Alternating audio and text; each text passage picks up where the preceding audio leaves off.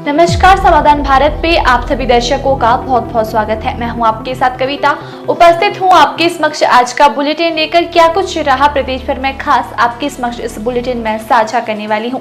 तो आइए नजर डालते हैं आज के बुलेटिन पर। शुरुआत करेंगे आज के मौसम से।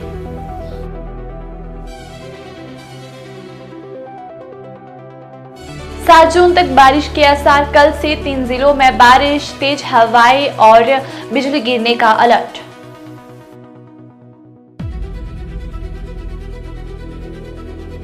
15 जून तक खुद डाटा भरे, जनगणना होगी और भी आसान। रिकाउंटिंग विवाद पर कांग्रेस का पलटवार, आरोप निराधार।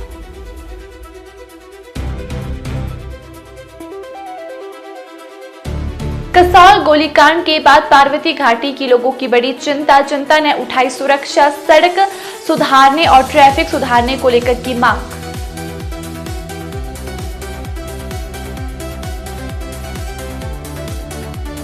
नीट लीक पेपर मामले में जिला कांग्रेस ने किया धरना प्रदर्शन।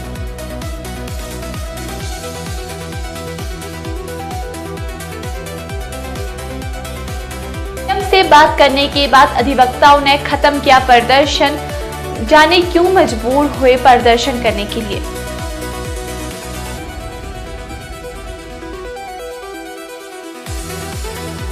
दैनिक भोगी कर्मचारी काल्पनिक नहीं, वास्तविक वित्तीय लाभ के हकदार।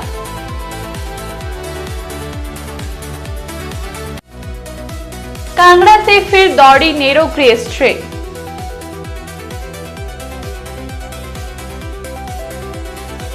हिमाचल प्रदेश में चलेगा खेत बचाओ अभियान।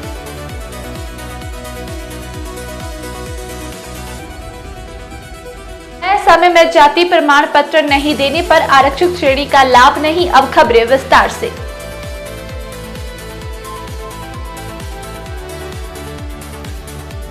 मैदानी इलाके जहां गर्मी से तप रहे हैं, वहीं हिमाचल की चोटियों पर जून में भी बर्फबारी हो रही है। बदले मौसम के बीच शिमला समेत प्रदेश के कई भागों में सोमवार को बारिश हुई। राजधानी शिमला में भी शाम करीब 4 बजे थोड़ी देर के लिए झमाझम बादल बरसे। रोहतांग दर्रा समेत ऊंची पहाड़ियों में हल्की बर्फबारी हुई। बारिश बर्फबारी से तापमान में गिरावट दर्ज की गई। उपायुक्त गौरधम्बा राठौड़ ने जिले के सभी लोगों से अपील की है कि वे भारत की जनगणना 2027 के तहत स्वगणना पोर्टल पर अपना डाटा स्वयं भरें, ताकि जनगणना की प्रक्रिया अधिक सरल और तेजी से पूरी की जा सके। मंगलवार को उपायुक्त कार्यालय परिसर में आयोजित कार्यशाला में उन्होंने बताया कि जनगणना की प्रक्रिया इस बार पूरी तरह डिजिटल होगी और लोगों को ऑनलाइन स्वयं जानकारी दर्ज करने की सुविधा दी गई है। बंजार विधानसभा क्षेत्र में पंचायत चुनाव की मतगणना को लेकर उठे विवाद के बीच कांग्रेस नेता एवं बंजार विधानसभा क्षेत्र कांग्रेस अध्यक्ष मोहर सिंह ने विपक्ष द्वारा लगाए जा रहे आरोपों को निराधार बताया है। उन्होंने कहा कि मतगणना और पुनर्मतगणना की पूरी प्रक्रिया प्रशासन की निगरानी में निष्पक्ष और पारदर्शी ढंग से संपन्न हुई है। मोहर सिंह ने बताया कि दूसरे राउंड की मतगणना के लिए प्रत्याशी राकेश सोमोजी की ओर से आवेदन किया गया था, जिसे स्वीकार करने के बाद रिकाउंटिंग करवाई गई। उन्होंने कहा कि मतगणना के लिए कुल 15 टेबल लगाए गए थे, जिनमें से 14 टेबलों पर किसी प्रकार की कोई आपत्ति या गड़बड़ी सामने नहीं आई। जिला कुल्लू की पार्वती घाटी में हाल ही में कसौल में हुई गोलीबारी की घटना के बाद स्थानीय लोगों में चिंता और असुरक्षा का माहौल बना हुआ है। घाटी की जनता ने प्रशासन से सुरक्षा व्यवस्था मजबूत करने, ट्रैफिक जाम की समस्या का समाधान करने और सड़कों की हालत सुधारने की मांग उठाई है। कांग्रेस पार्टी के द्वारा प्रदेश भर में आज नीट पेपर लीक मामले में सम्मिलित देशों के खिलाफ सख्त कार्रवाई करने की मांग को लेकर धरना प्रदर्शन किए जा रहे हैं। आज हमीरपुर के गांधी चौक पर जिला कांग्रेस कमेटी ने धरना प्रदर्शन किया और केंद्र सरकार पर युवाओं के भविष्य के साथ खिलवाड़ करने के आरोप लगाए हैं। कांग्रेस पार्टी ने नीट पेपर लीक मामले में सम्मिलित दोषियों के खिलाफ सख्त कार्रवाई करने की मांग करते हुए केंद्रीय शिक्षा मंत्री धर्मेंद्र प्रधान के ढुलमुल रवैये पर उनके त्याग पत्र की मांग की। इस मुद्दे पर जिला कांग्रेस ने उपायुक्त के माध्यम से राष्ट्रपति को भी ज्ञापन भेजकर वित्त घोटाले मामले की निष्पक्षता से जांच करने की मांग भी की।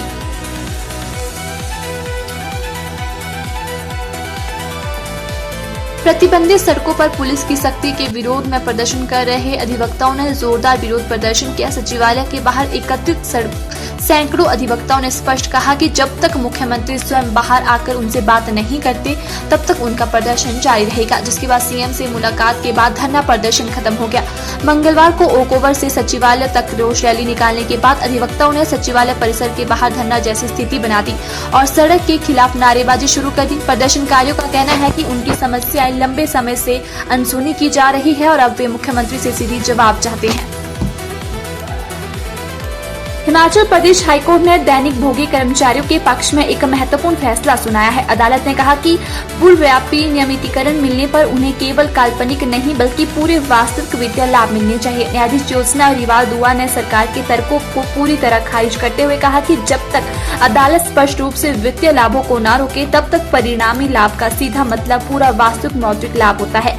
विभाग अपनी गलती और देरी का खामियाजा गरीब चतुर कर्मचारियों पर नहीं पोत सकता है। अदालत ने लेबर कोड के एक आदेश को पूरी तरह सही ठहराया। इस आदेश में कर्मचारियों को 9% वार्षिक ब्याज के साथ 2012 से 2015 तक के वेतन के अंतर का पूरा एरियर देने को कहा गया। अदालत ने कहा कि अगर कर्मचारियों की सेवा में निरंतरता है तो वे वास्तविक वित्तीय लाभ के हकदार हैं। लंबे इंतजार के बाद कांगड़ा घाटी की पहचान मानी जाने वाले नैरो गैस रेल सेवा को फिर से हरी झंडी मिल गई। कांगड़ा रेलवे स्टेशन से पूर्व केंद्रीय मंत्री एवं हमीरपुर सांसद अनुराग सिंह ठाकुर तथा राज्यसभा सांसद डॉक्टर राजीव भारद्वाज ने ट्रेन को रवाना किया। रेल सेवा के दोबारा शुरू होने से क्षेत्र में पर्यटन, व्यापार और स्थानीय आवागमन को नई नीति मिलने से लोगों की उम्मीद जताई जा रही है। केंद्र सरकार की ओर से शुरू किए गए खेत बचाओ अभियान के तहत देश के 7 प्रदेश के किसानों को आधुनिक और सही तरीके से खेती करने के तौर तरीके सिखाए जाएंगे। इस विशेष अभियान के तहत 1 से लेकर 30 जून तक कृषि और निदेशालय खूब अनुसंधान के वैज्ञानिक लगातार फील्ड में रहेंगे। वैज्ञानिक खुद खेतों में जाकर किसानों से सीधा संवाद करेंगे और उन्हें जागरूक करेंगे। हिमाचल प्रदेश हाईकोर्ट ने आरक्षित वर्ग के तहत सरकारी नौकरी की इच्छा रखने वाली विवाहित महिला उम्मीदवार को लेकर महत्वपूर्ण फैसला दिया है। अदालत ने स्पष्ट किया कि यदि कोई उम्मीदवार काउंसलिंग के समय या विभाग द्वारा किए गए तय समय के भीतर यह प्रमाण पत्र जमा करने में विफल रहता है तो उसे आरक्षित श्रेणी का लाभ नहीं दिया जा सकता। न्यायाधीश अजय मोहन गोयल की अदालत ने याचिका को खारिज करते हुए ऐसे में उम्मीदवार की दावेदारी सामान्य श्रेणी में मानी जाएगी। फिलहाल इतना ही। ऐसे ही तमाम खबरों को जानने के लिए जुड़े रहे समाधान भारत के साथ। तब तक के लिए धन्यवाद।